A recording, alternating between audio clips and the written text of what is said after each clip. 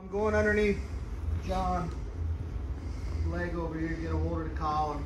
I want to take the weight off of me, put it onto John. So now John's bearing my weight. My hips are on top of his hips. I'm still close, my back's still straight, all those things with the leg over here. But now it's hard for him to move because he's got to carry me with him while he's moving. And all I'm going to do is keep this hips forward, let that leg go by, and get to the side position. Sometimes you get in a big hurry, get over here, you're keeping the weight on you, keeping the weight off of John, try to pass real quick. Head up, keep the weight on him. Just start moving, my hips stay. My hips stay. Elbow to the floor. Amen. There's a couple different ways I can control him on the side. When I started, there was two camps. There was the Elio camp and the Carson camp. The Elio camp was more mobile because Elio was smaller. Carson was stronger, so he would go underneath the side and work the 10-ton over here, which is a powerful position, but you're not as mobile. So we always stayed on this side here. Elbow to the floor, pulling the head in, this hand back, blocking the legs with my hips down. So get used to that a little bit, just have him riding the weight. Next thing that happens is as I'm doing that, John starts pushing away at my hip. I'm just going to take my hips and shift them like I'm doing a hula right through there, keeping everything heavy. When he pushes, don't lift with that push, or he'll keep pushing. Put the weight on there, and then just move your hips like you're doing a little hula. Don't go fast, because it breaks down the structure. As long as everything's straight, it's solid, but as soon as you start moving, the wrist becomes unstable. So don't do it too fast, especially some of you guys with all that experience. Put too much weight on that wrist, just nice and easy. Slide into that position. Let's start with that. What I'm trying to do here as quick as I can, when I come up over here, back straight, don't let that knee bend over the shoulder. I'm trying to get this collar. This is kind of an anchor now. So it's hard for John to push me away because I've got this anchor now. He's using the leg, right? Trying to push. But this length of my arm now becomes the length that he can push. And I come to the side. As you're asking, what do I do with this hand over here? Just wherever's comfortable. What happens is I'm trying to stop the legs from getting back in the fight. The better John is with the legs, the less I want them involved in the fight. And that always becomes a struggle when you're on the top as a guy with a good guard. It's just so much of a hassle. So what happens here is I'm holding John's head so that he can't bring the legs in. That's what this elbow is doing. Because when he brings the guard, bring the guard all the way. You see where his head goes. His head's got to go over there. So if I hold his head here, it's hard for him to bring the guard.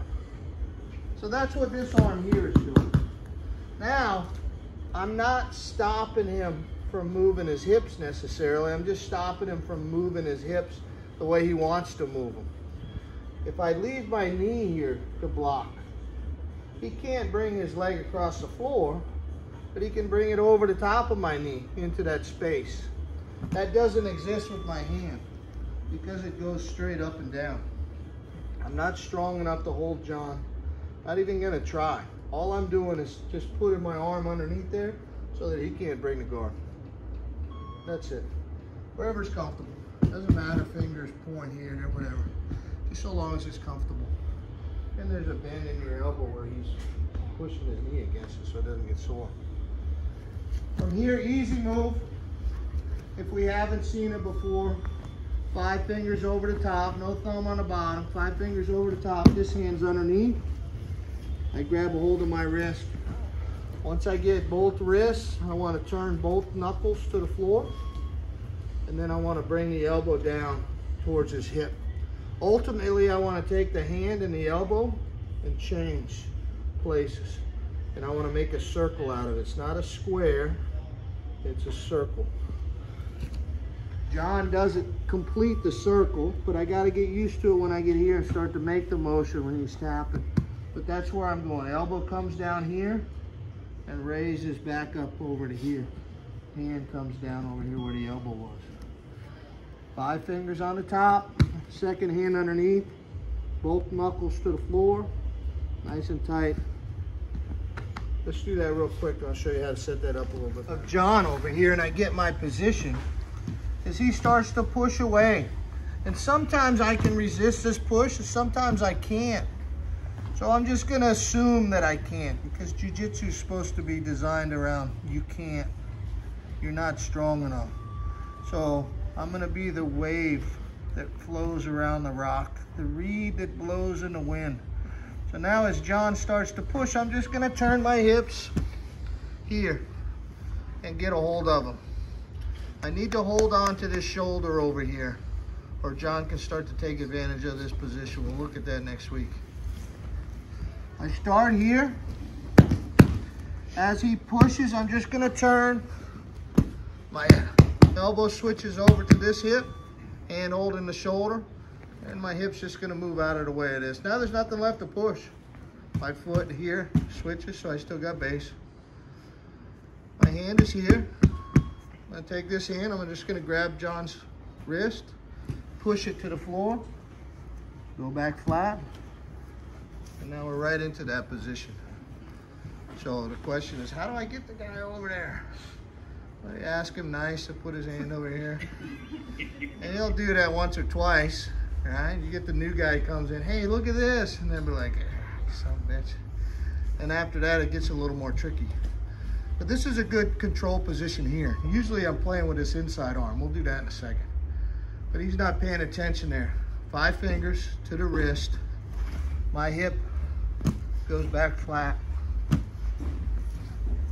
Right into that position we just had. So just get used to here. My weight is centered on John. I got good control. My hips are down. When he pushes, I'm just rolling with the push. Get a hold of him. Roll back flat. Try that out. So everything here, same. He pushes. I switch. I'm able to keep this arm this time. I want to stick it in my armpit. I'm holding the back of the elbow. I'm just going to lock all this in here. Now I'm going to take this foot, step over John's head with it. And if you can do that, this is a really, really good move for you. If you can't do it, you need to be aware of it, because somebody can do it. And if you get a guy on top of you that can do it, you need to be nervous, because this is a finish move right here. Here, boom, fight's over. Fortunately, most of us can't do that, but like I said, I gotta be aware of it. So what I'm gonna do to cheat, just so John can practice and know kind of what it feels like, so I'm gonna put this hand out here, and I'm gonna walk my hips up on top of John until I can get my foot over there. And then I'm gonna kind of sit back down again and make the motion. Normally when I do an arm bar, I lean back. This one's more of a twist and hip motion. I want this foot right beside his head. Keep everything locked in. And then it's a short movement. Don't lean back. Turn the hips, or turn the shoulders rather, bring the hips up. See if you can do it. Same, he pushes, I turn. Here. Instead of being over this time, I'm gonna go in front. Try to catch his wrist. I'm gonna bring my outside knee, step over. I'm gonna pull his hand up into the back of my knee, squeeze my knee. And I wanna squeeze it over this bottom part of his thumb, the thenar. I used to have a doctor that trained with us. Oh, that's the thenar, cool. I can't remember half of the names of the moves, but I know what a thenar is now. Doesn't matter if he makes a fist or he makes an open hand. If I squeeze it, it gets where he can't turn it. And that's what I want over here. So I'm squeezing it right on the bottom part of that thumb. If I squeeze it on his wrist, he'll be able to spin it inside. So spin it on that bottom part of that thumb where it's flat. my knee from underneath the shoulder slides out to the elbow. I want to lean forward and put all the weight I can on the shoulder now. Then take this foot off the floor and bring the knee back. Put pressure on the elbow. When I put pressure on the elbow, you see the shoulder come up. You are much weaker trying to push the shoulder down than you are keeping the shoulder down. So once I catch this position, start with the shoulder. I catch the wrist, I bend it over here, I slide this back. Don't start putting pressure on the wrist. Try to put all the pressure holding the shoulder down. Then kind of take my toes off the mat and bring his hand back down to the floor. And I got a good little bow here. Once you hear it popping and crackling, then I can start lifting this up. But I can't lift it up if it's too fresh. I gotta soften it up, loosen that up.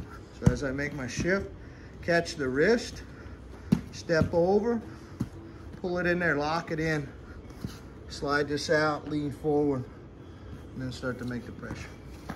Try that out, see how that feels. Everything here, same. He pushes, I turn. I scoop the elbow. I can't quite get the elbow where I want it to. All I need to do is put my hand inside of this leg here. And now John's arm is stuck. He can't get it out. He can't move his hips because I'm holding him over here. There's nowhere to pull this out. So now we're just playing this game to see whether I can catch it or not. As I start catching it, John starts going, yeah, I don't like that. So he starts bringing a hand up here to hide it from my leg. So now I'm gonna catch the wrist. So my hand from inside, I just grab his wrist. I'm gonna put it underneath this leg. This leg, the way I'm seated right now, doesn't lift. So I need to slide forward. Now I can lift it up. This part of my body doesn't move at all. Elbows in, hands in. This foot's controlling my hip movement. Just gonna move my hip forward so that the leg can go up. So as I'm here, I catch the wrist, I slide forward, I put it underneath here. I could figure 4 if I want or hold it here, doesn't make any difference. Now, from here, I'm gonna go to my knees. His elbow stays in front as I come up here, and then I'm gonna turn over to the other side. So we talked about doing that with this hand. I wanna change the place of the elbow and the hand. Once I get up in the air, it's hard to control the position, and it puts Jonathan in danger, especially when he doesn't have a lot of play there. So I'm gonna just focus on a small wedge of this puzzle, so to speak. So I'm here, he moves the hand up so I can't catch it. I catch the wrist, I slide forward, I put it under there. Now instead of me going forward, I'm gonna reach over here and give Jonathan a hug. And that's gonna make a little motion on his arm rather than a big motion. My big motion is gonna be here, keeping that elbow in front on my hips and turning it over. But like I said, once I get up in the air, there's too much weight floating on that arm free. So instead of that, catch here and just give him a little hug. And that makes a little portion of the movement. If you give the guy a big hug and he still ain't tapping, that's okay. Like I said, you've got a long way that you could travel with that. So try that out nice and slow. Slow hug. They'll feel the pressure.